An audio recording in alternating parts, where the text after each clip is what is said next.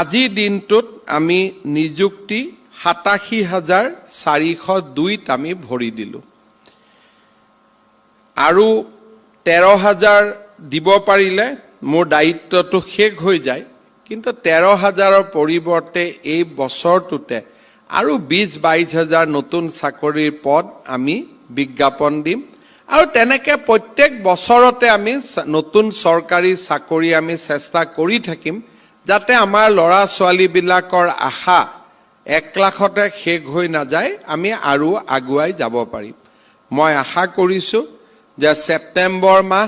আৰু অক্টোবৰ মাহৰ প্ৰথম সপ্তাহৰ ভিতৰতে আমি আৰু 20-22,000 পদত আমি বিজ্ঞাপন দিব পাৰিম তাৰ প্ৰস্তুতি ইতিমধ্যে আমাৰ সম্পূৰ্ণ হৈছে মই অলপ আগতে আমাৰ আৰক্ষীৰ সঞ্চালক প্ৰধানক সুধিছিলোঁ তেখেতে কৈছে মোক যে পুলিচৰ 4,000 এডভাৰটাইজ মোৰ ৰেডি হৈ আছে স্যাৰ এই মাহতে দি দিম যোৱাকালি মই এডুকেশ্যন মিনিষ্টাৰক সুধিছিলোঁ তেওঁ কৈছে যে আমাৰ 6-7,000 পোষ্ট ৰেডি হৈ আছে আমি সোনকালে উলিয়াই দিম নন্দিতা গাৰ্ডুছা ডাঙৰীয়ানী আছে তেওঁ মোক কৈছে যে 3,000 আমাৰ পাৱাৰ ডিপাৰ্টমেণ্টৰ পোষ্ট আছে ৰেডি হৈ আমি 2 দিনতে উলিয়াই দিম অৰ্থাৎ এই মাহতে আমি বা ম্যাক্সিমাম অক্টোবৰৰ ফাৰ্ষ্ট উইকৰ ভিতৰত আমি আৰু 20-22,000 পোষ্টৰ আমি বিজ্ঞাপন প্ৰকাশ কৰিম আৰু তাৰ পিছতো নিয়মিতভাৱে বিজ্ঞাপন প্ৰকাশ হৈ থাকিব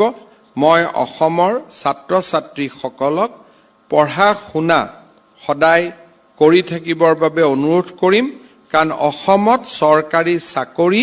আমি অকল মেধাৰ জৰিয়তে পাব পাৰো আমাৰ সন্মুখত আন ৰাস্তা নাই পঢ়া শুনা মেধাৰ জৰিয়তে আমি চৰকাৰী চাকৰি পাব পাৰো আৰু সেইভাবে আমাৰ ল'ৰা ছোৱালীয়ে যাতে শিক্ষাৰ পৰিৱেশ এটা পঢ়া শুনাৰ পৰিৱেশ এটা ৰাখে